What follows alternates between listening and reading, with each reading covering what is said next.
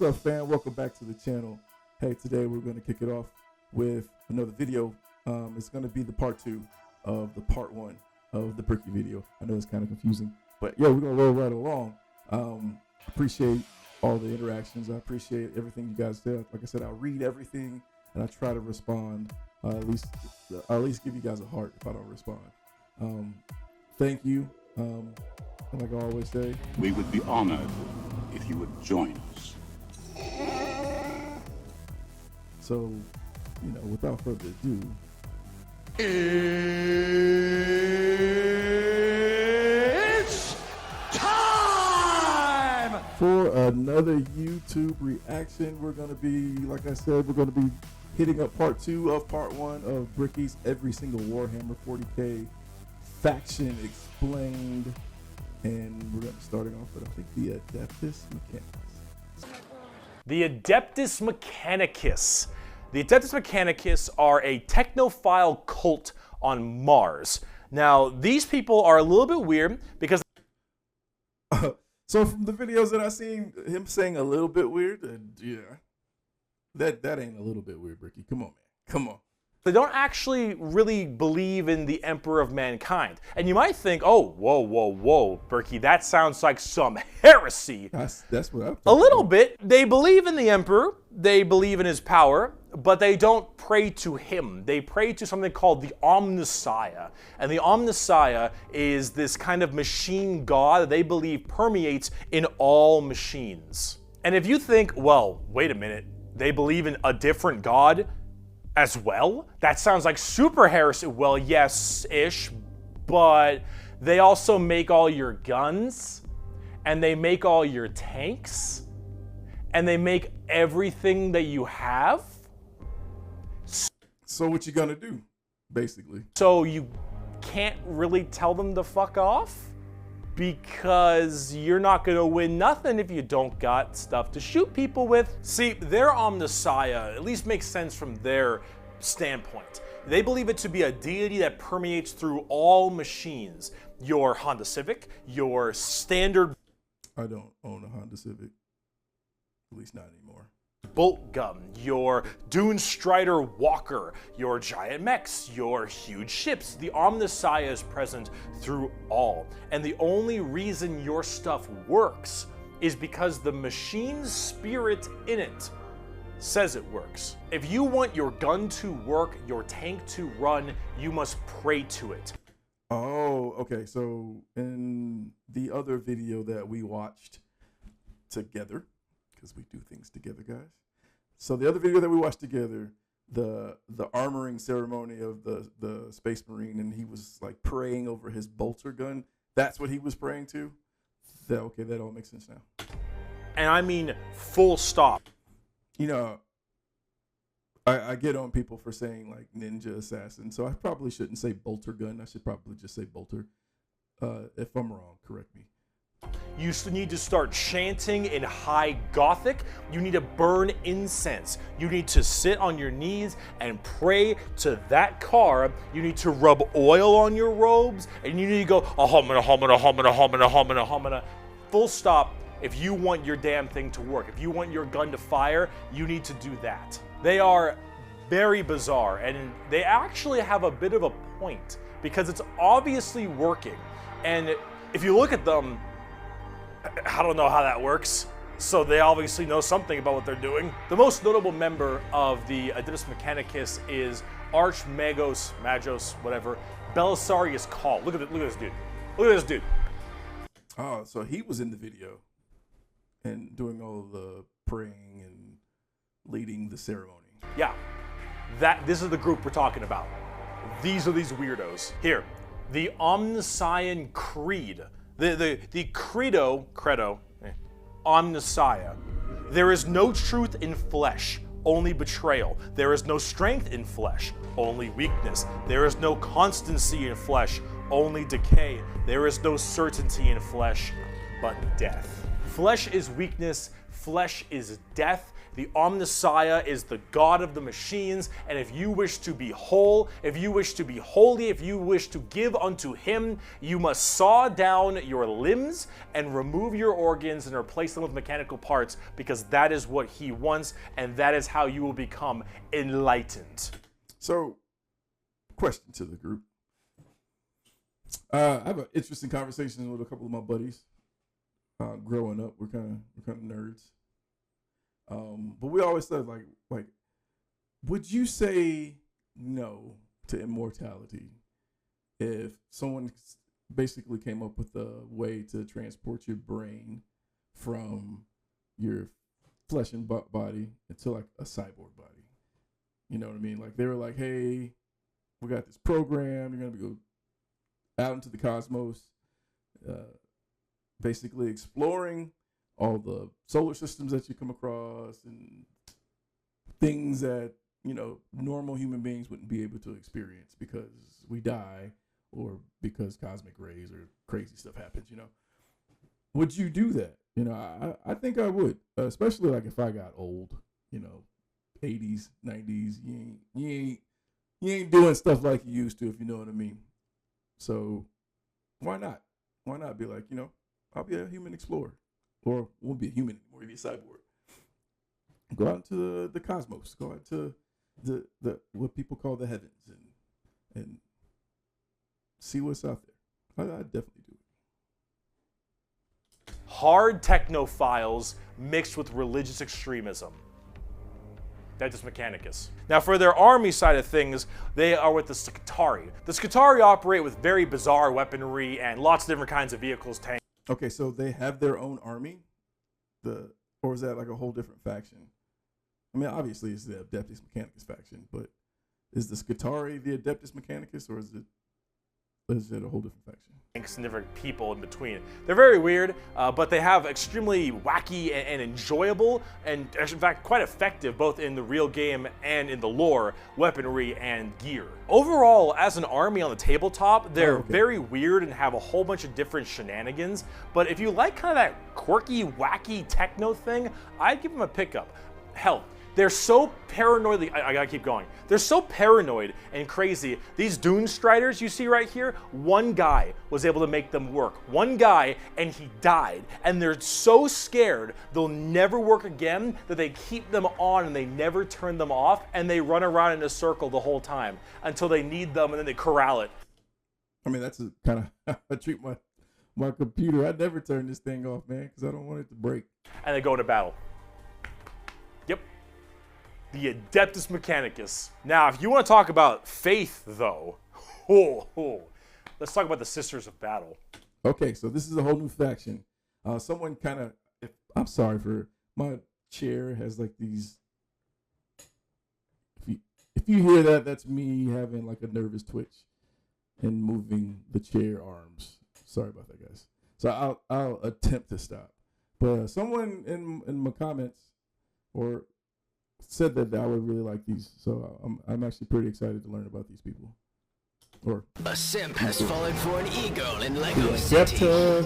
The Sisters of Battle of the Adeptus Sororitas. Sororitas. I said that completely wrong. That's how I pronounce it correctly. Is an all-female group of battle sisters going through the ecclesiarchy section of the Imperium. The ecclesiarchy is, of course, the church. This is, imagine a private army of the church.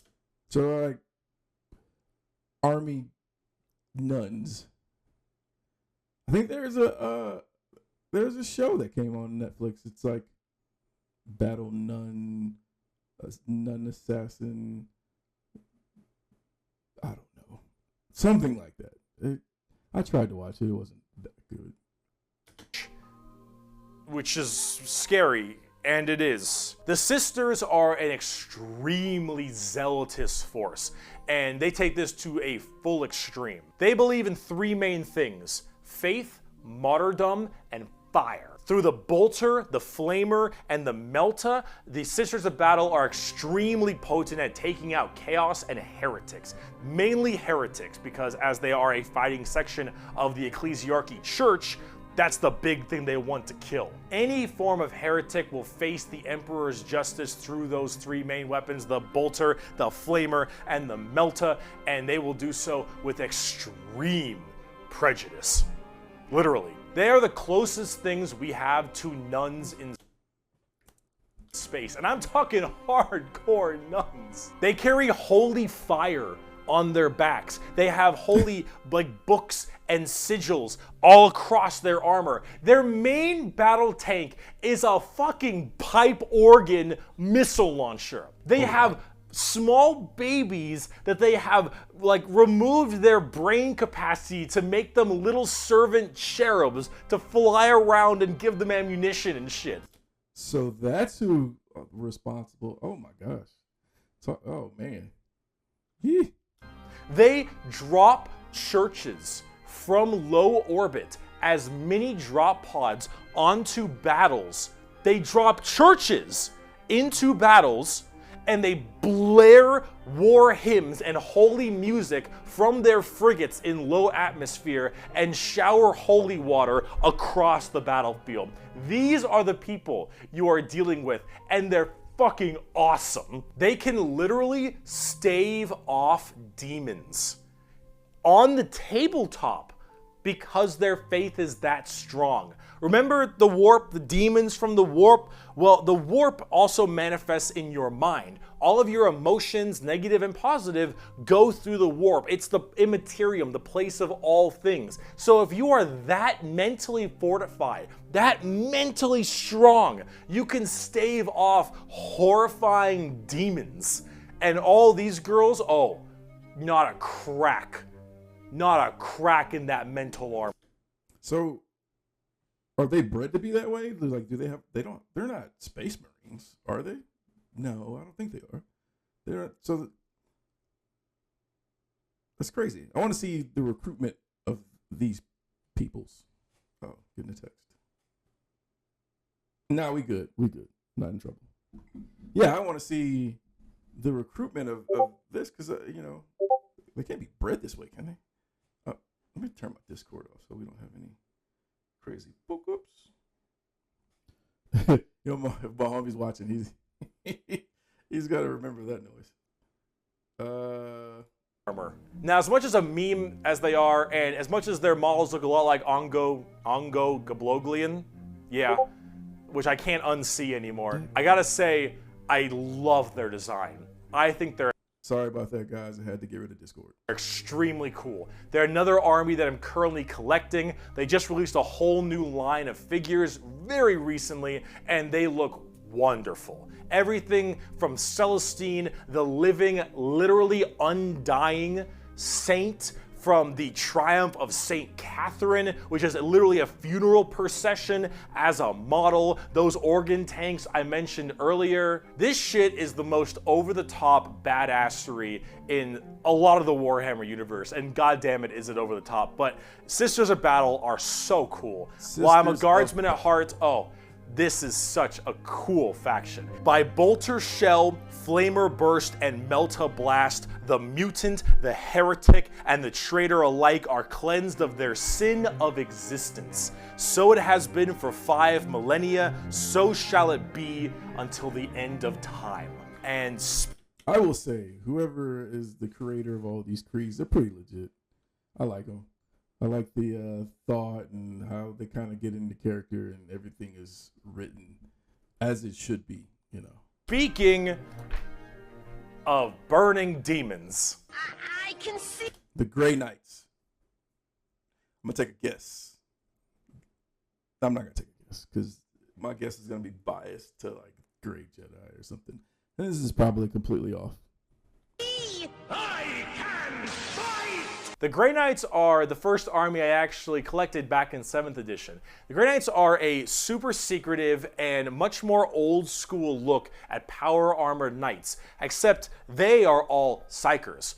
All of them have that crazy space magic magician shit. For every 100,000 guardsmen, there's one Grey Knight. For every 10,000 Sisters of Battle, there's one Grey Knight. For every 1,000 Space Marines, there's one Grey Knight. Grey Knights are the strongest of the strong, both in mental will and absolute just strength. These are Space Marines that are all high-level psychers. All of them So these are Space Marines. Okay, cool. able to specifically do one goal, and that is kill demons. The Emperor believed that the demons of chaos were the #1 threat to the Imperium, and he probably is right. However, this group is entirely based on doing that through a myriad of tactics. Coming from the planet, or I guess the moon of Titan in the Sol system, the Grey Knights are thrown through extremely rigorous training. Okay, so in the Astartes short that was done, that 5-part series, the guys that were on the bridge that had the psyker, so they killed. Is that what they were? Were they Grey Knights or were they First Legion? Or are Grey Knights First Legion? Or they're their own faction? Okay, I gotta get that figured out. And are as clear of mind and soul as they possibly can be. Since the demons of the warp are the warp and your mind projects to the warp, people can go insane very fast, especially lower level psychers. These Grey Knights need to be able to harness the warp in the presence of demons and stay perfectly sane. One of their characters, one of my favorite characters, is named Castellan Crow. He has a demon blade, the black blade of Mahamahama, and he has to have it on him because it tempts everyone nearby. Okay, completely off Warhammer topic. Are y'all watching Vox Machina on Amazon? If y'all ain't watching that, y'all need to be watching that. I might even do some. I've already seen this, so I can't do a reaction, but I just might make a video covering it. One of the guys on there has a demon blade that's just eternally thirsty for blood. That's why it reminded me of it. But anyways, Vox Machina, check it out if you ain't seen it. Constantly beckoning them, use my power, use my strength, suck my penis, whatever the possibility. And so he has to keep it on him all the time as this thing whispers to him consistently. And he has to stave it off forever, being alone in his chambers or on the battlefield, because anyone who gets too close to it might be tempted a little too hard. He is that pure of heart and mind, and all the characters in the Grey Knights are basically like that. The only issue is that Grey Knights have a scorched earth policy, more ways than one. If they're fighting demons, demons corrupt and make people crazy. So if I'm a guardsman and I'm fighting demons and the Grey Knights arrive and they kill all the demons, What, Bricky? I'm a risk. And so guess who's not making it out of there? On the tabletop, they're very strike fast, strike hard kind of people. They teleport all around the place. They are fast strike groups, small amounts of models because they're so dang strong. You only have so many characters, but with it, you get in there, you're very tough, very tanky, you hit really hard, and you try to bounce around the battlefield. Those are pretty lit. I like those. Quickly, but you don't have numbers, and so every dead Grey Knight hits really damn hard. They're fun, though, if you like that kind of fast-striking kind of army. Oh, and also, Caldor Drago is a thing. We're not even going to get into Caldor Drago. All right, that is, oh my goodness gracious. I am the hammer. I am the mail about his fist. I am the spear in his hand. Though we are lost, I am the shield on his arm. I am the flight of his arrows. I am the hammer. I am the sword. I am the shield. I am a soldier at the battle at the end of time. Grey Knights are pretty hardcore. They are as holy as you can get for a Space Marine. Once again, man, props to the people that write these mottos. If anybody's been in the military, we have some cool mottos. Some are just like, I was ashamed to, because we have to sing a lot of, like, we have every unit or like division or whatever has like a song. Like there's the 4ID song, and there's I'm pretty sure there's other infantry division songs, but like I was in 4ID, we had to sing that. I was in 2ID. I don't know why it escaped me. And they had a song, and it was just kind of like, yeah, people make you sing it, that false motivation. But like these mottos are lit. They're like lit. Like, shit. I'm telling you, they need to write these for the army. If you like Space Marines and you want to, you don't think they're holy enough, you want to be holier, Grey Knights. Now, if you want to be holier and big, let's talk Imperial Knights. Oh, Lord, he coming! Do you like gigantic walkers the size of homes or medium-sized buildings? So these are like mechs, but I'm assuming that there's. Well, we'll see. I'm assuming then, because I heard before, like they would take people that can't like walk anymore, and they would turn them into these giant mechs. Maybe this is who these guys are. Do you want to kill heretics, but you want to kill like 40 of them per turn? Do you want a gigantic old school knight noble house style of walkers with giant chainsaw arms? Then you got Imperial Knights. Imperial Knights, it's not a whole lot to talk about them because they're just gigantic walkers, but they have this old school like house feel to them, like literally like they're houses. Each Imperial Knight comes from a house, and each of them act in their own special way. These behemoth of walkers also destroy almost everything in their path, killing full swaths of squads.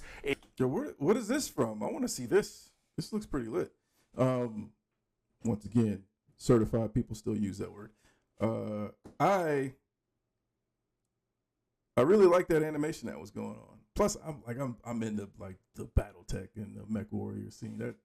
That's like the one tabletop game that I used to play a long time ago. I was like 12, but still, I loved it. I kept playing the video games. Robotech. What else? Gundam, of course. Oh, Gundam Wing was fire. I think people still use that word. But anyways, Gundam Wing, Endless Waltz was a masterpiece. So I really like this, and plus, if I remember correctly, the pieces that you get are pretty big, so I wouldn't have to get like the super tiniest brush details to get in there. Oh man. Anyways, let's keep going. Let's keep going. In a couple shots, stepping on legions of troops, like these things do not mess around. And they look so cool. Imperial Knights and Chaos Knights, actually, for that matter, don't have a whole lot to discuss. They're just super big, heavy walkers, and they look different depending on your house or chaos god you currently believe in. And overall, these things are just really cool if you want to murder everything in your path. They're the big, scary, big unit of Warhammer, and if you want to collect them, go to town. They make for a great painting project, too. Getting more back down to earth. But they're expensive, though. You know what? Don't matter. Let's talk something about a little bit different, a little more gold. Adeptus If guardsmen are regular soldiers, space marines are super soldiers, Grey Knights are super soldiers, the Adeptus custodes are super soldiers cubed. The Adeptus custodes are the third major army I own. I know, 3 armies. I know, I got carried away, okay? But that's all. I only have 3, okay?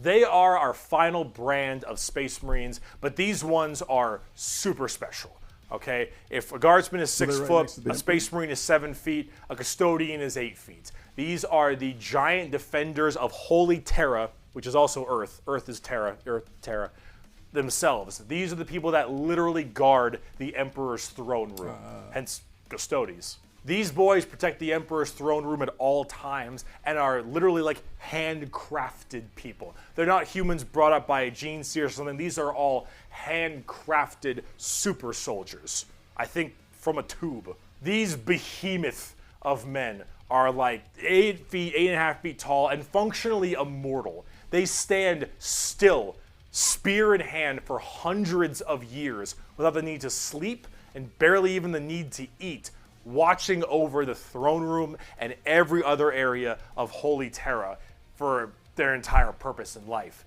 And oh my lord, are they terrifying. These custodians put Space Marines to shame. If you liked your super soldiers, these are your super mega soldiers. One of these men can take on probably 3 Space Marines and most likely win. There are many different groups of custodians as well, like the Solar Watch, or there's also one of my personal favorite, the Aquilan Shield. Oh, that purple and gold goes hard. Pause. Quill and Shield go out to seemingly unimportant individuals and protect them because they believe that they are going to be doing something very important in their lives. For instance, let's say a regular guardsman gets the protection of this giant 8.5-foot tall golden god because that guardsman will end up becoming a general one day or something of that nature. The custodians work in mysterious ways and are almost always outnumbered but never outmatched. These people are pretty horrifying, both on the tabletop as well as in the lore. There are very few of them, however, and there's actually an extremely small amount of them, but that's kind of the point. There's only so many of these people that can have war gear this strong, weapons this powerful, and training this good. And the custodians have all three of it. For 100 years, I stood my watch amidst the somber shadows of the Sanctum Imperialis. I was still as a statue, but always ready. Always attuned to dangers unseen. Days, months, years passed by in a frenzied blur beyond those walls, yet within little moved and nothing changed. For 100 years I did not but wait, yet had any threat appeared I would have struck it down in a heartbeat. For 100 years I stood my watch, and as it ends I can tell you this: patience is a weapon. So patience is a weapon, guys. Not really is. Yeah, I guess that's why myself would never ever be able to be a sniper. Screw that. That whole climbing or crawling 100 yards but taking like 3 days to do it. Can't do it. I hated guard duty. Just doing a 2-hour shift, just sitting in the darkness of night, staring out into more darkness, and basically just listening. I couldn't stand it. Like, my mind just doesn't sit still long enough for, it was kind of driving me crazy. But yeah, these guys are cool. I could never obviously do their job, or would ever want to. The custodians are the top dogs of the Imperium, and they hurt just that same way. Though I do want to discuss a little bit about the Sisters of Silence before we get out of here, because the Sisters of Silence I also have a few of, and they're really fun, but they don't get enough attention. These kind of bald plume ladies are a whole group of pariahs, or also known as blanks. We'll be referring to them as blanks from now on. So as every mind is somewhat connected to the warp, these blanks are a genetic mutation that has it suppressed heavily. Because of that mind suppression, normal people feel this weird, like, uncomfortable nature when around them. When a Sister of Silence walks past them, you feel ill. You feel just uncomfortable and strange. So most of them don't actually live past childhood, because once they are birthed, they're, well, you know, killed or something at a very young age, because they just emit a horrifying aura. These ladies, however, are guardians of the throne as well for more psychic threats. See, none of the custodians are psychers, so they have a difficult time dealing with major demons and other kinds of psychic phenomena. These sisters are extremely specialized in it, all of them taking a vow of silence as they don't speak, hence the term Sisters of Silence, but they communicate through hand gestures and things of that nature. But if there's a demon issue, if there's any kind of warp-based problem, the sisters are extremely adept at dealing with them, thanks to their blank gene. They normally work a lot of time with the custodians because they have to deal with both kinds of threats, but they're not represented that way on the tabletop. In fact, they only have like one real model for them, which is very unfortunate. I hope they'll get something new soon, because I think they should really be working together as it is that way in the lore, but hopefully we'll get there soon. But if we're talking about blanks, let's talk assassins. My precious power ring, It's been a long video. We're about to round it out. We got this and one more human thing, and then we're done. Oh, let me take a drink break real quick. Sorry, guys. Shit, where'd my drink go? I left it in the kitchen. Sorry. I guess we'll just continue on with the itchy throat and all. The assassins, though, the Officio Assassinorum, oh boy, these people are deadly. Yeah, they're called assassins, they should be, but oh man, these people will mess you up. So these are from the Officio Assassinorum, a very special organization, and they are handpicked by the Grand Master of the Officio Assassinorum from the, what was it called? Schola progenium. Okay, It's basically an orphan school. Your parents got murdered by demons or something. You get sent to this, and you get trained to be whatever. Tempestus drop troop, an inquisitor, maybe even. Maybe you get a blank gene and you get thrown into the Sisters of Silence, or sometimes you just disappear. When you are taken, however, you go to one of 4 temples because the Assassinorum works in the temple style of things. These temples are the Vindicare, Caluxus, Calidus, and Eversor temples. Let's start with the Vindicare. I'm far away. I've been sitting here for 3 weeks. Poof! The Vindicare temple is the main sniper-based temple. Gigantic sniper rifles for all these assassins. Their whole point is to be able to be in You guys are a bunch of campers. a spot and sit there, eye and scope, for weeks, waiting for their perfect target, taking people out from literal miles away after extremely long time periods.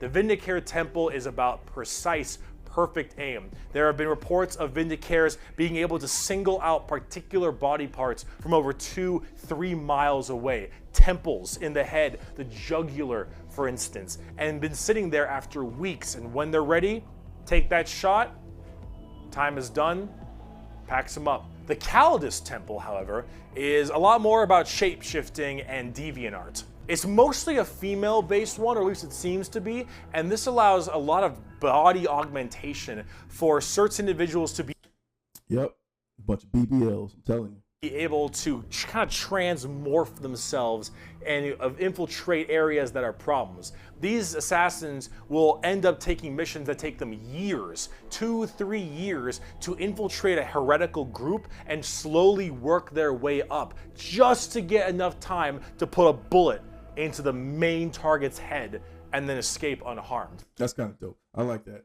One of my favorite characters in Star Wars is in the Clone Wars. They're not even canon anymore, are they? No, they're not. They're legends. So, you know, you had all your different clone troops. You had your clone commanders and recon clones, and you had your ARC troops.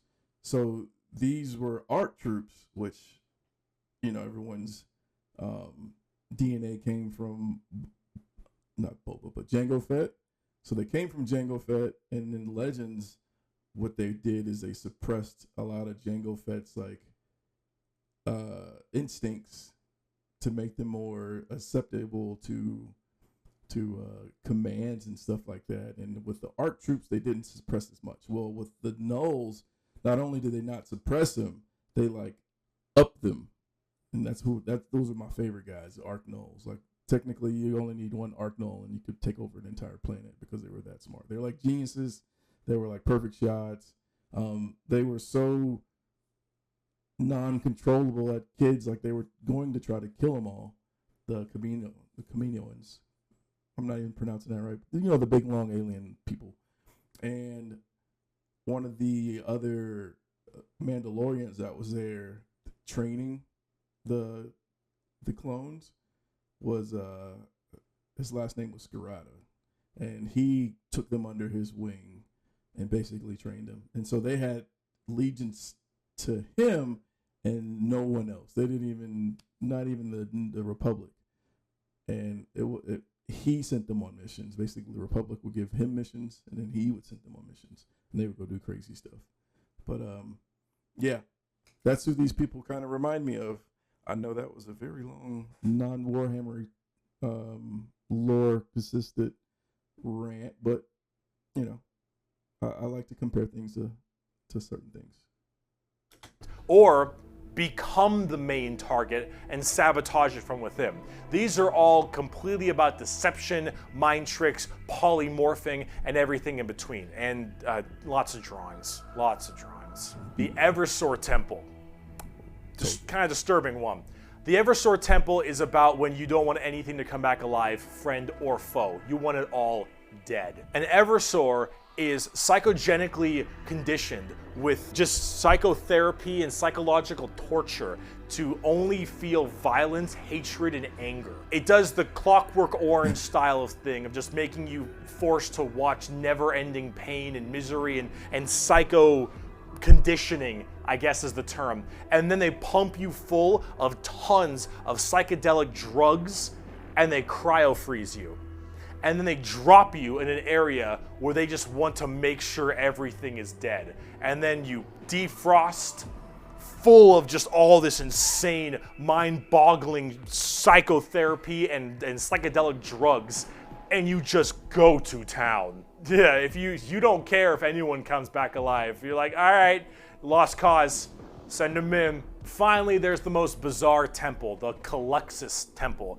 The Calyxus assassins are feared even among the other temples. So that blank gene, the people will go to the Calyxus Temple with this as well. And this is where they can harness that to be massively anti-psyker or even just anti-regular people. They are seen with extreme fear and distrust among many, many people. They are described by the Eldar by quote as being pure evil. Imagine that uncomfortable feeling from that blank gene I mentioned, and then imagine them being taught and given equipment to amplify it by 100. If normally regular people feel uncomfortable, now they are basically akin to being a siren wailing directly in your ear. And if you're a psyker... Oh, that guy in the background looks pretty dope with the cannon kind of off the side. I don't know if that's all of them that do that, but that like that black and white picture over to the side. It kind of gives me a Skeletor mixed with Alien mixed with Predator mix. Or vibe, I should say. Oh no, the sheer presence of a Calyxus assassin is enough for you to tear your skin off. You will rather gouge your eyes out and rip your nails off than even being near this person. The Calyxus assassin is when you want psychers to literally lose their minds, and they will go on their knees and ask you to gun them down because it is a suitable choice over being anywhere near you. The motto of that temple is, "That which is unknown and unseen commands the greatest fear." Now, for the tabletop, assassins aren't that special. You can call them in no matter what Imperium faction you are, and they do a lot of work for themselves, but at the same time, they're very specialized and require a lot of finesse. And they work the way you generally want them to, though. You want to cause some distortion and weird stuff, you take a Calidus. You want to just murder swaths of infantry and then blow up Eversor. You want to kill that one guy, Vindicare, and if you have a lot of psychers, Calyxus. It's a nice little, like, jack of all trades if you have a specific thing you want to kill. And you get to choose which is really fun. But now, let's talk about the last human faction. We can round this video out before we do part 2. The Inquisition. We have a lot to talk about with them. Okay, so like, I thought the Inquisition fell under one of these other factions earlier, so I didn't know this was their own one. This is pretty cool. All right, so here we go. Object of heresy! Oh boy. Where do I even begin with the Inquisition? Take every secret police you can think of. The KGB, the Gestapo, the CIA, FBI, any of these kinds of people. And then mark it up by about 10 and give them the most power in the entire Imperium. No, you know what? How about this? This right here, it's not just a quote.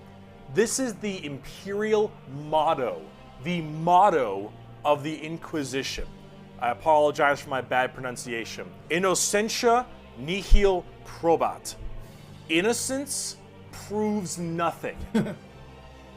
The most powerful organization in the Imperium, the secret police, their number one motto is innocence proves nothing. The Inquisition goes around like the secret police or like detectives to find issues in the Imperium.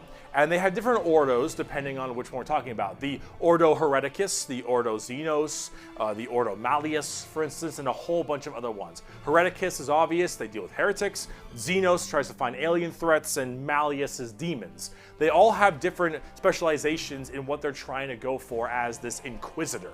And that's what they're called, Inquisitors. Each of them, as an Inquisitor, has their own free reign to do as they wish. They may have a ship and a crew, and they go out to find problems and interrogate people a lot.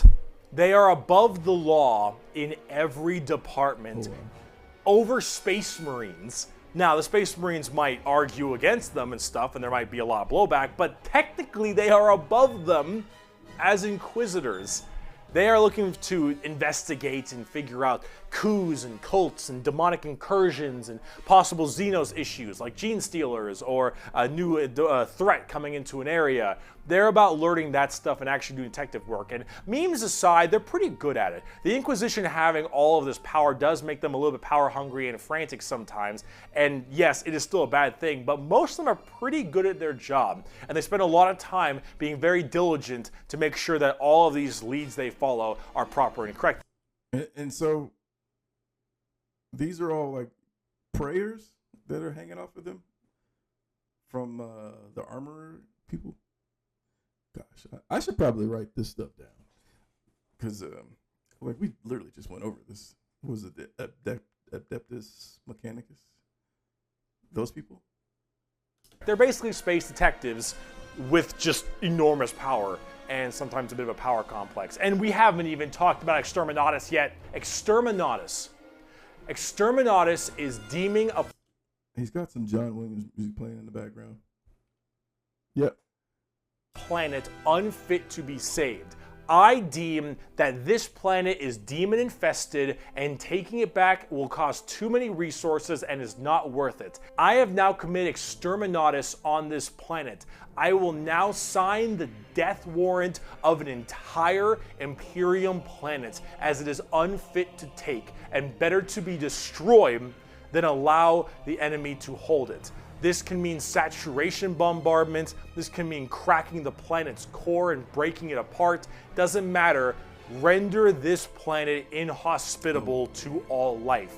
Yes, the innocence proves nothing people are the only people who can choose this planet must die in its entirety. Oh, wow.